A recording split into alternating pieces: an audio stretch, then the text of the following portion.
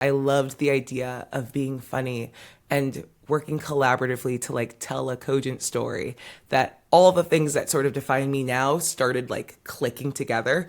But it really took understanding who I was as an athlete and that idea of like teamwork and listening to like what your teammates are trying to put out and like heighten it and build on it, that made all of the comedy that I was trying to do make sense because it felt like a team sport and it felt like performance in the same way that like walking onto a volleyball court did.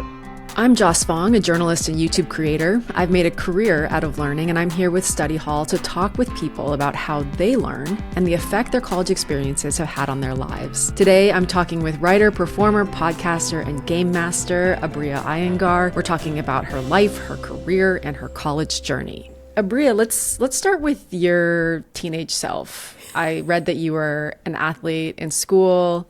Was that sort of what you thought you would do with your life, is to kind of go into pro sports? Once I started my sort of psychotic growth spurts in fourth grade, I think that was sort of decided for me by my father, who did not have a son, and went, great, we have an athlete, we're going to be okay. Okay.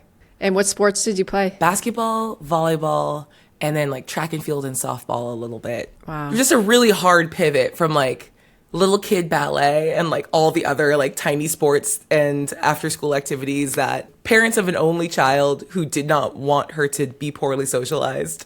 I was a Girl Scout for a billion years, so did a bunch of stuff. And then all of a sudden they were like, oh, she's going to be 6'1". And they were like, great, sports now, sports now, sports forever. Uh-huh. And it was really easy to just fall into that because I'm pretty body smart, so figuring out non-intuitive movement was a little boon in my back pocket. And so it came easy to you. Did you also enjoy it? Like, were you happy to take on all of these different activities? Oh, what a fun question. I thought we were going to start slowly. I think I didn't realize when I was younger the difference between a thing I genuinely enjoyed and enjoying what success feels like, and like public praise from like parents and adults. So my answer then is yes. My answer now is probably not as much as other things that I eventually made my way back to. Like I always loved doing the school play and being in like choir and like all of the other little performance things that I was able to do when I was in like elementary and middle school, and didn't realize that like sports was fun, but the most fun was being widely successful and praised for being good at something, which is meaningfully different enough when you become an adult and you lose the ability to do sports and you're like, oh, I'm having a full identity crisis at 23. How fun. Yeah, I imagine. I mean, the glory of winning, it's so clear in sports. It's so black and white. Like, there's no real question about whether you've done a good job at that. We make a bunch of Disney original movies about it for a reason. It's a very easy feedback loop for everyone to understand. Mm-hmm. So how did you manage balancing all of those activities with your classes? Like, I was a bench warmer on our soccer team, and I remember it was still a lot of practice, and I can't imagine doing that with multiple sports at the same time while covering all of the schoolwork. Well, I think the secret there is both of my parents were in the Marine Corps and very performance driven. To get a little heavier about it, I'm from Orange County, Southern Orange County, and tended to be like one of, if not the only Black student in a lot of like classes and schools I was in. I went to a lot of private schools, and then my public high school, I went there the year it opened, so it was kind of small anyway. So there was a lot of internal pressure to make sure that you are putting your best foot forward out in every direction at all times. This is my nice way of saying very high pressure environment, told very early you're going to work twice as hard to be given half as much credit, and you still need to rise to that challenge anyway, because unfortunately for a lot of your like peers, you might be the first Black person they're meeting and you have to make a good impression. Wow. So no plates get to be dropped. And yeah, it was hard. That's a huge amount of responsibility, like in all areas of life. I don't think I was a very chill kid.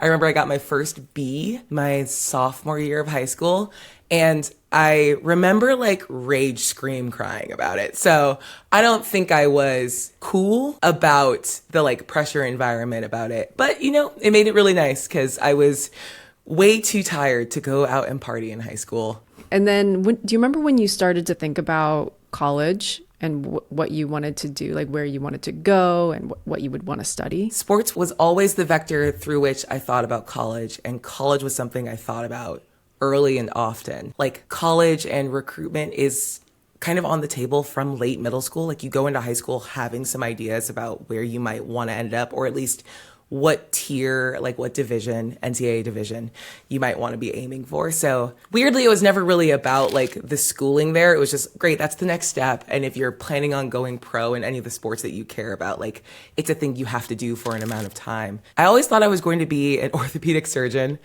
Something about sports and being like, I'm very comfortable with like the injuries I've sustained thus far. When I signed my offer letter to go to the University of Iowa to play volleyball for a scholarship, I was convinced I was going to be bio pre-med and be a doctor someday. And Iowa had a really good medical program too. So I thought I had like set up the final shot on what I was going to do at 17 years old, which is hilarious.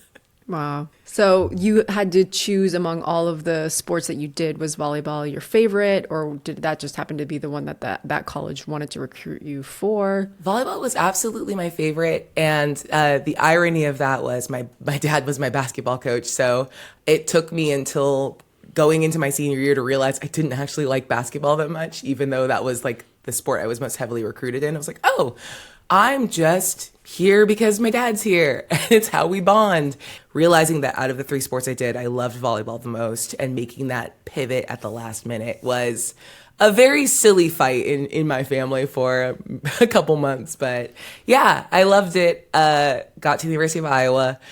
Was going to be a redshirt freshman, which is taking that first year off and like learning the position and being a little more trained in it because I played other sports more. I got activated pretty early in the season and then blew out my knee. Oh. It was a very like open and shut, like, oh, you're going to do it and you're done. Welcome to your first like real season ending big injury. Wow. Okay. And how did you feel about that? Trying to figure out how to come back from that at a school 2,000 miles away from home. That my parents weren't able to, like, because of work, to fly out constantly and sort of like emotionally walk me through it. I'm, again, only child, so my parents are my best friends. So that being my major support system and trying to figure out how to come back from a big injury on my own was pretty devastating in the way that I think I had that first, like, is this actually the way I want to move through the world forever? I'm going to obviously rehab from this because I don't know who I am other than an athlete, but maybe this isn't what I want to do. And I ended up leaving the University of Iowa just because getting injured right before it starts to snow when you're from California and you're like, oh, this is devastating. Were you on crutches? I was on crutches. I made the little crutch angels on black ice so many times because I just truly was uncoordinated on them. But yeah, ended up coming back home and doing what's called a 4-2-4 transfer for the NCAA, which is in order to go to another 4-year university and like compete right away. You have to go to a 2-year institution and like finish your AA and then transfer to another 4-year, so you don't have to like be benched for a year. So came back home, went to Orange Coast College, did volleyball and track there, and then ended up walking onto UCLA's track team and finished my degree in sunny California, where I definitely think I was meant to be and stay, and it will be impossible to pry me out of the state from now on. And then you ended up at UCLA just for your senior year? No, junior and senior year. Great. And this whole time you are still thinking that you would be pre-med and become a doctor? I think by then I had sort of moved through bio and pre-med and realized that I also like always loved politics and was, how to say this without sounding like an absolute dweeb, weirdly obsessed with the Cold War. There's not a way to say that. Yeah, there's no way to say that cool. But yeah, I always loved sort of like Cold War history. So I ended up focusing on international relations and like Japan, China, and Russia's sort of foreign policy and how they all affected each other. Full pivot from hard science to a softer science and a full sports switch. And was just trying to figure out what I liked and what I would end up doing and staying with. I think I had the sort of strange thought of like, maybe I can be good enough at discus specifically that I can make it to the Olympics.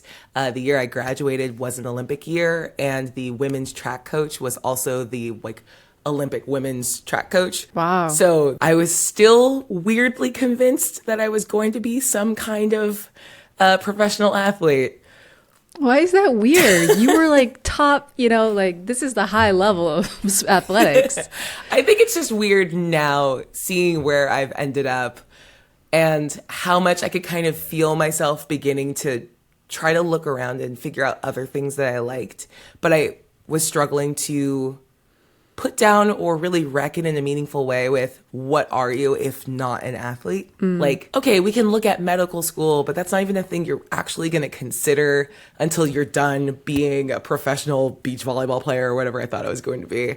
Okay, we can talk about poli-sci and maybe trying to go into the State Department, but that's going to be after at least the 2008 Olympics. And maybe if they go well, you'll do that for a little longer. So everything still had that dilation of once you're done with sports. So it feels a little funnier now because I was still so stuck in a world where nothing of life past the thing I sort of decided to do when I was 12 to 14 and started getting very tall was real until I was done with this highly specific aspect of my life. I see. And you knew that part of your life was time constrained. 100%. That it would complete it pretty near future. Yeah. It's crazy that bodies are built to last 100 years, but your knees get 25 max. So you're just racing your knees.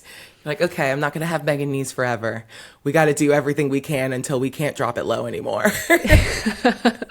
That's such a good point. So what happened with the Olympics? Oh, goodness. In the same way that it's an injury kind of ended my volleyball career because it deleted my vertical jump. A couple months before my senior year was completed and trials in Eugene, Oregon were going to happen, I got hit in the back with a discus. No. So hard that it triggered a active shooter alert on campus because of the way Drake Stadium echoes. It sounded like a gunshot. Oh my God. And a bunch of people in the dorms that are right on the upper edge of the stadium were we heard a gunshot. What happened? Oh, that was me. Just got hit in the back with a discus. And that could kill you, no? Oh, 100%. A little scary for everyone, but broke some ribs in my back and kind of hit the point where I was you know what? I think I've got to find what's next because coming back again and again doesn't feel good after a while. And if you're trying to just make it to this last big stop, the Olympics, which is, there's not a lot of pro track circuits that you could, there are some very good athletes that can be professional track athletes year round. I don't think I was ever quite that good. So I was just sort of looking at this last big goalpost and going if I could just make it there, then all of this trajectory would have been worth it. And it didn't feel worth it to spend another 4 years rehabbing back from this, making one more effort at it, and potentially delaying whatever I was going to end up doing with the rest of my life. So that was kind of the last big injury. And then we had to figure out who we were. Wow. Damn. And so it was I imagine a long recovery from that. And then did you ever compete again, or was that kind of just, that was the end of it? That was it. Wow. I still have my little throwing shoes in the closet. I'm someday I'll dust them off and go throw again. Unfortunately, it hasn't come up, but yeah. Wow. And so were you heartbroken, emotionally? What was it like for you? I think it wasn't really heartbreak, or if it was heartbreak, I don't remember that part anymore. It was the panic of going, for the last 12 years of my life, I've only understood myself as an athlete. That's the thing I am. It's the way I walk through the world and present myself. What am I if not this? I have a degree, but I don't know what I want to do with it. Sort of in defiance of my poor parents, who just constantly were getting juked on what I was doing. They were okay, well, you have a poli-sci degree. Do you want to go to law school? And I was I will see your law school and raise you. I'm going to go do stand-up comedy for a little bit. Oh, bless their hearts. They're just here holding on to the roller coaster ride of what my self-actualization has been like my whole life. But I had to figure out what I actually liked and what I actually wanted to do. And I think that was more of a existential dread than I remember feeling distinctly heartbroken. It wasn't sad. It was scared. Yeah. The goal disappeared that you Yeah. were working toward. You talked about switching from this idea of going into medicine to being more interested in political science. Was there any particular inflection point that made you make that switch? I don't remember exactly what it was. It was probably something around the despondence around rehabbing back from another injury and just feeling a little too, I don't know if I want to be stuck inside this cycle of helping athletes through how I feel right now to try to come back again and again. Like, this isn't a life or death situation, but you've put those stakes on yourself. So I think it was something a little closer to that than anything else that I was like, okay, maybe something else. Maybe go chase your weird little Cold War dreams for a while. Mm-hmm. I think there's something really nice about the resilience of youth where like no feelings, really good ones or really bad ones, tend to stick around forever in general, but especially when you're younger, you're like, great, I processed it. But given that like I have not been on this earth for very long, like the proportion of time this is going to take up is much, much shorter. We got to keep it pushing and figure out what's next. And how did you like taking classes at UCLA and poli-sci? Did you find yourself sort of invigorated by what you were learning, or was it sort of a chore to get that work done when you had to be focused on practice and competing? I think the secret is that I was already starting to like mentally divest myself from like how focused I was on sports to the detriment of everything else. And also, I was a turbo nerd when I was younger, and I kind of just put that away. Once sports makes you like weirdly a little popular in high school, you kind of like tuck all of that in. But like, I was a comic book nerd from the age of like 6. Doing well in school was a thing that was like a high pressure expectation, but I do like learning, and I'm pretty nerdy with like a pretty good memory. All the things that have come in later that have made being a dungeon master much easier. So realizing that like, as I started studying poli-sci, and it's that big, it's storytelling in like a very interesting way where you're like, here's a bunch of facts and a bunch of like disparate, like a big web of things happening. Can you draw a narrative for how we got to a certain inflection point in history where a bunch of things like clicked in and happened? Can you figure out an approximation for like how these like large models of like governments and groups of people can get to a point where a war breaks out or a revolution happens? And I think kind of drawing those connections and understanding history in terms of like narrative setup and consequence felt very good, and I enjoyed it very much. Mm-hmm. What was your social life in college like? Were you sort of taking advantage of all the things that the campus made available to students? What was it like just being a student on UCLA's campus? I wish I could speak more to the socialization outside of sports dynamic, but because those are the people that you spend most of your day with, you're lifting and practicing with them, and they're the other people that understand how tired you are from any moment to moment. It was definitely, that was my primary social group. Right. And being at UCLA when you're like trying to finish up a degree rather than like, we're starting out, so like, let's go out and go to a bunch of frat parties and like go do all of the things that I had done like earlier, like essentially what I was doing in Iowa. Beyond that, I think it was a lot of like learning to invest in friends and hobbies that were outside of sports life.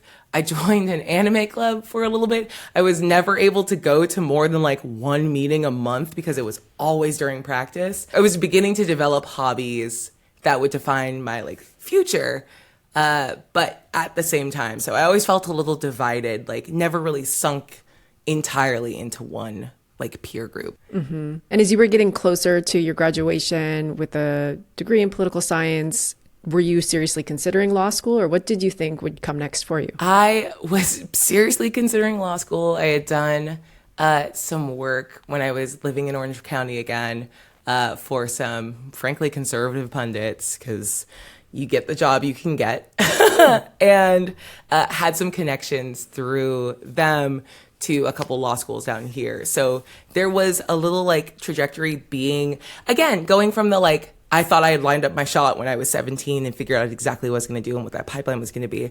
I could feel myself beginning to build that pipeline for politics and poli-sci and law school and all of that good stuff again. But some part of me didn't want to line up that shot and not like sabotaged it, but sort of kept delaying and pushing and trying to figure out what other things I could do. And I think it was the space I created in the avoidance of the like set trajectory that helped me find what I ended up really, really liking, which was comedy into storytelling, which is crazy. And how did you get into comedy? How does someone who's like laser focused on sports like have the skills and interest to go out on the stage and tell jokes like that?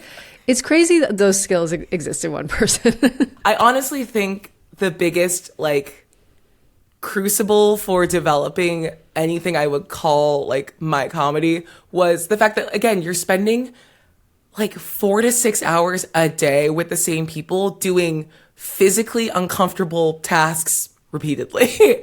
And there's something about like sitting there, especially in a co-ed sport, where you're like, if someone doesn't crack a joke, the fact that we are lifting heavy weights and putting them down over and over again is going to be maddening. Right. So I honestly think all of my athlete friends are some of the funniest people I've ever met, because you got to find a way to fill the time. You have to find a way to make it funny and interesting and at least let it be like social and easy, while you are stressing your body out 1,000 different ways and trying not to drop 45-pound plates on various parts of your body. So you're telling jokes in the weight room. 100%. Telling jokes in the weight room. Telling jokes like on the track while you're waiting to go huck your heavy implement.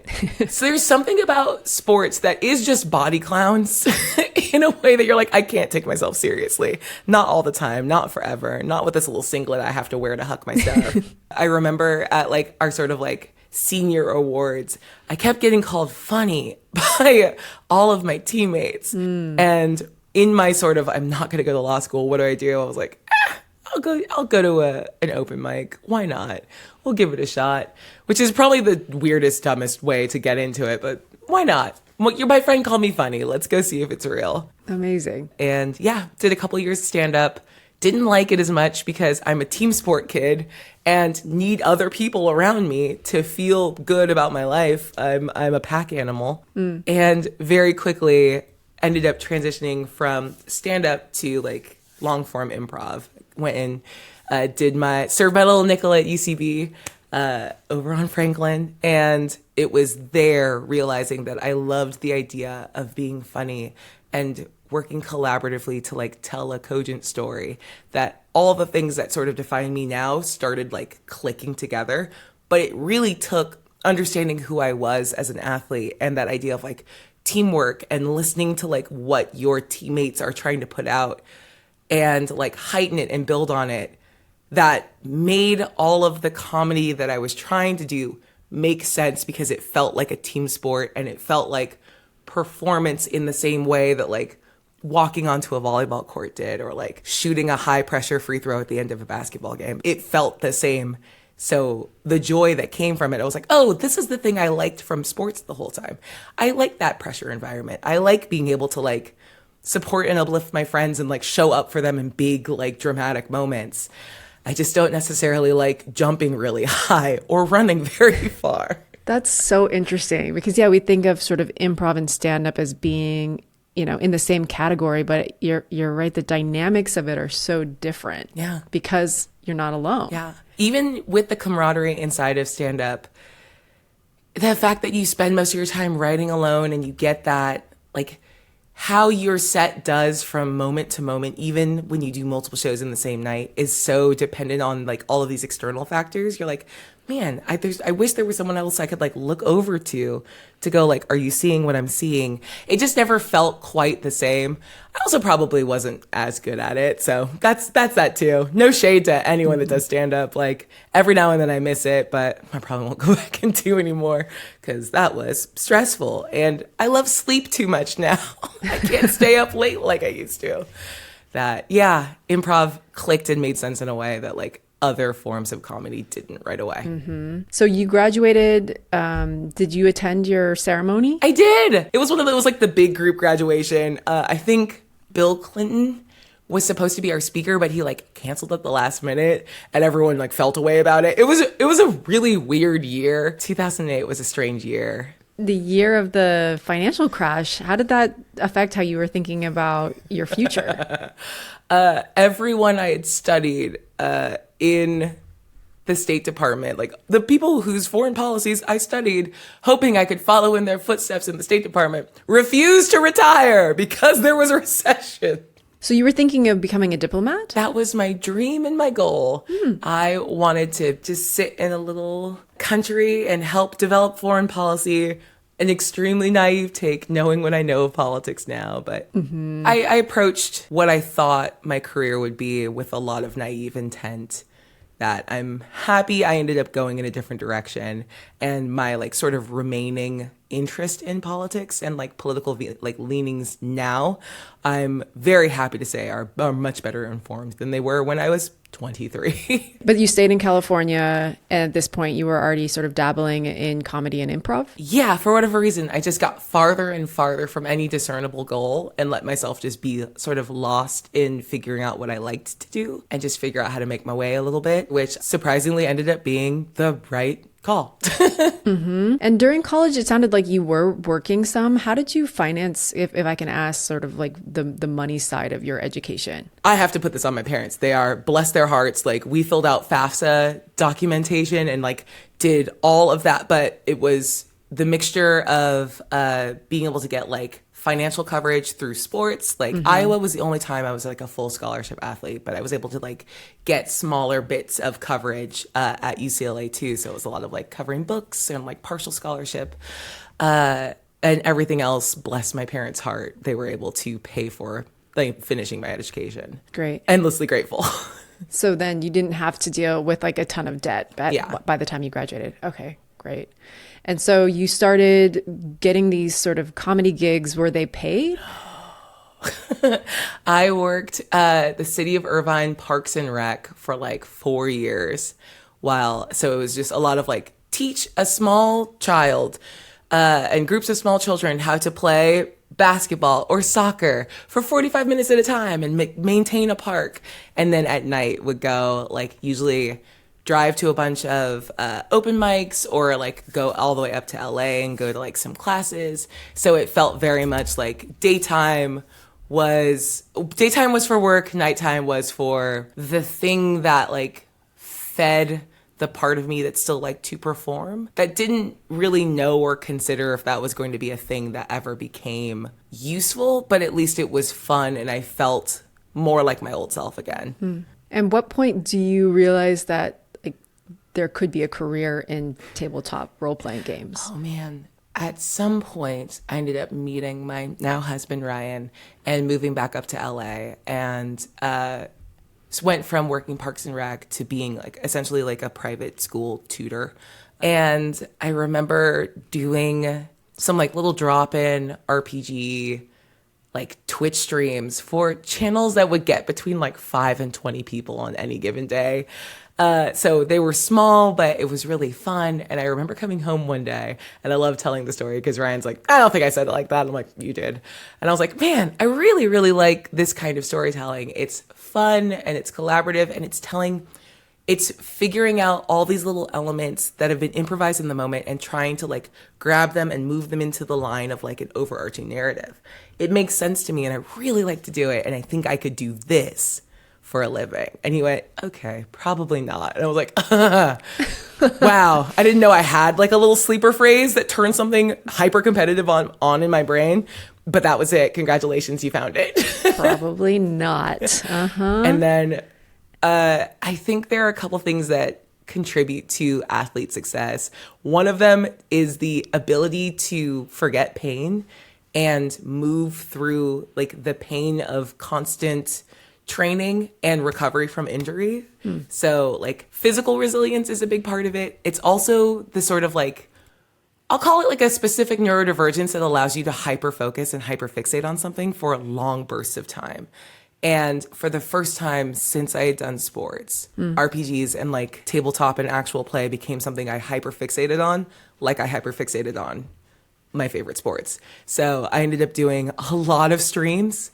Most of them for no money. A lot of them were me driving from like West LA to Pasadena several times a week and just getting reps in because practice is what makes consistency. And I was like, great, I haven't been playing D&D since I was a little kid. I found out about this in 2015 when my, again, now husband's like board game group was like, oh, there's a new edition of D&D out. We should try that. You could bring your girlfriend. And like, that was the sort of like very casual way I wrote into that. And I was like, great, time to make up for lost time. What I don't have in like a long background with, I will make up in sheer numbers of like, I'll play 1,000 hours in a year. We'll figure it out. And played enough that I think Ryan was concerned for me. But again, it worked out. We did it. That's incredible. Like approaching a creative task the way you would approach practicing a sport has like absolutely paid off. What were the skills that you were acquiring while doing that? I think it was a lot of like what the mechanics of any given RPG are. Like, what are they trying to say about the stories that you can tell? So the like bigger swath of games that you play, like D&D, but also getting outside of D&D, you're like, okay, so why did you pick, instead of rolling 1d20, which is like such a high variance, die roll, why would you pick 2d6? Realizing that I've got enough math in my brain to go like, okay, that makes a bell curve of mostly you're successful. Why would you choose that over other variations of like the way you can randomize outcomes? Like, how does the way a character sheet is formatted inform a player on like what they can do? One of the biggest things I noticed when I started DMing a lot is you can sit there and give like a 3-minute spiel about like, you walk into a room, here's what the room looks like, here's the whole vibe of it, and here's your big scary monster. What do you want to do? Because again, this is improvised. You can say anything now. And 9 times out of 10, the first thing a player will do is glance at their sheet. They check against their mechanical set what their options are. So how do the mechanics inform, like, how do they prescribe play? So being able to like figure that all out across a couple years of learning how to play, I think was really, really helpful. And the like on the like athlete side of things, the cool thing about actual play is it's on Twitch and it's on YouTube. And I don't like watching myself because I think I'm very fun to watch.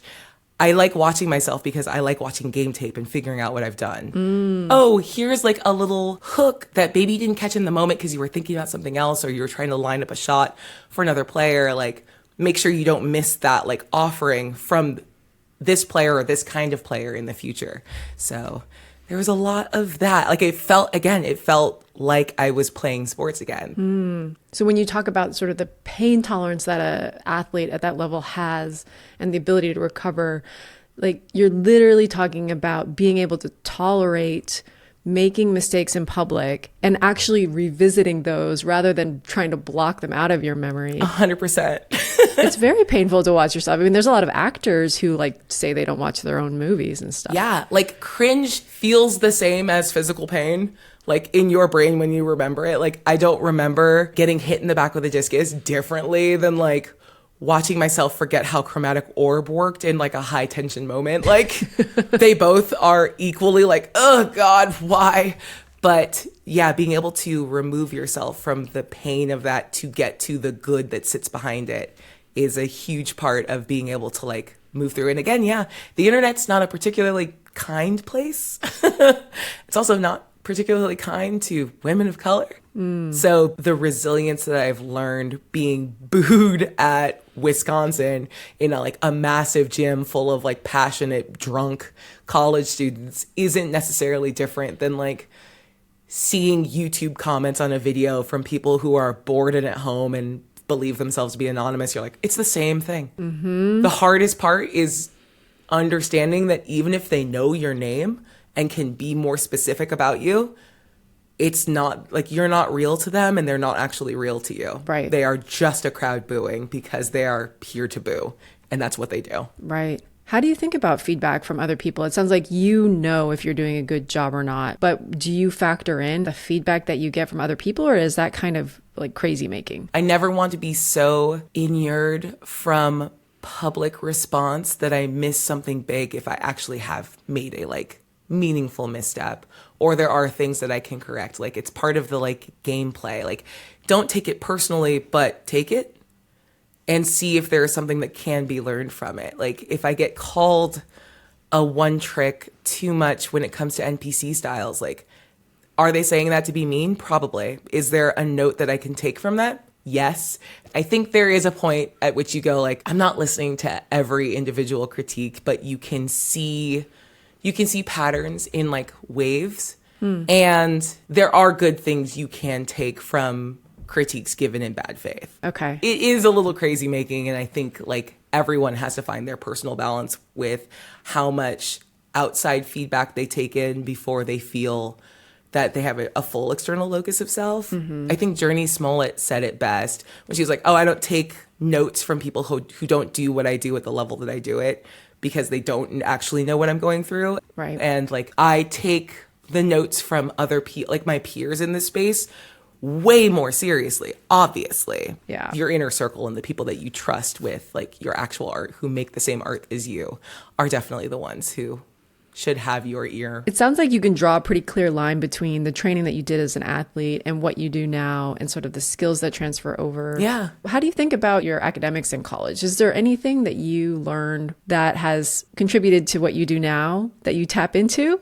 I think my favorite truth of this is all of my like bio and pre-med work and all of the like anatomy and physiology comes in very handy when you have to describe bodily harm on a regular basis. You know the parts. I know the parts, and I can unfortunately be very specific with certain kinds of pain. Incredible. And I think getting into like the social sciences of it all, there's so much inside of storytelling, especially fantasy storytelling, that deals with how large groups of people move and the systems, especially when you're playing like, here's your group of little guys up against the big mean world, that like being able to faithfully reproduce systems of power that need to be felled by, you know, powerful swords and dragons and things. Like there is something about understanding how scales of power move through the world that like, I wish the problem of racism was solved by like using the Vorpal sword on the bigot king. Like that would be great. That's not how that works. But then in the little story that's about a bunch of stoats finding an old abandoned nuclear reactor, let's talk about like the origins of authoritarianism, about how existential societal fears can create fascism. It doesn't come out of nowhere, and it's not just a couple people trying to take advantage of a larger group of people. It's usually that's able to happen under the like premise of an actual bigger threat, and then power is grabbed away as it's traded like gladly by a populace that is scared for its survival, and they'll trade their security for their freedom. So let's talk about that, but also you're little stoats and you have magic powers. Like you get to be able to like use all the things that you learn and are interested in to tell stories with like depth and meaning. So then when you think back on your college journey, is there anything that you wish you could have sort of told your earlier self, if you think back when you were 17, that you would communicate to them now, or things that you wish you would have known back then? I think my answer to this is good, but I don't know if I would have believed it. And it's the don't worry about lining up the perfect shot. The older you get, the harder it is to like run after a thing that you want, because the sort of like web of obligation gets bigger and heavier all the time. When you're 17, when you're in college, you can go like the thing you like with your whole chest, and you have the time and space to pursue it. And I think even the pursuit of joy is a muscle that you have to learn to build. I'll make everything a sports analogy. So practicing running at stuff that you care about when you're young means that you will be better at running at the things that you care about when you're older, and it's harder to do so. And it's important to do that, but it's also important to know that like diversion from the shot that you're lining up is okay. Feel free to wander with the same joy and enthusiasm and carelessness that you wonder in. I think both are important, and following wherever you feel like you're being led to is okay, and it's good, and it's a part of the process. And I don't know if 17 or 23-year-old me would have heard that all the way, but it's the thing I would yell from the rooftops at them. Incredible advice. I love that so much. Practice the pursuit of joy. Because even during that pursuit, like it doesn't feel joyful at times, I imagine. Yeah, but you'll end up looking back at it later and going like, wow, even in the times where it was a little hard or I felt a different way, again, no feeling is forever. And what you remember is the broad sense of something that like, just keep running. Just keep running. you never get to run as fast as you want for as long as you want. So while you can, do it. I think we'll leave it at that. This has been absolutely fascinating. Thank you so much, Aabria. Thank you for having me. This was wonderful. Thanks for watching this episode of College Journeys. And thanks to my guest, Aabria Iyengar. We all have a unique journey, and wherever you are in yours, Study Hall has resources to help you. From our fast guides to college majors, to actually signing up for college-level courses through GoStudyHall.com, we can help you on your path.